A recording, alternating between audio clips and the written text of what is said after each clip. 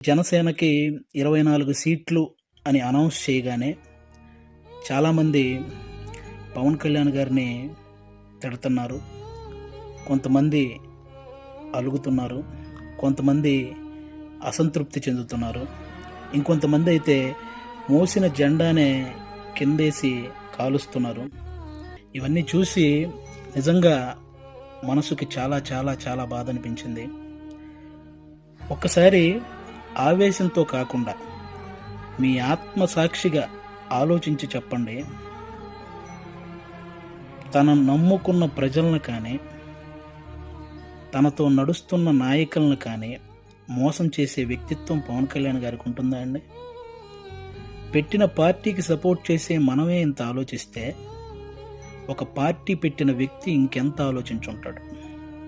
ఒక డెసిషన్ తీసుకోవడానికి తనలో తాను ఎంత మదనపడి ఉంటాడు?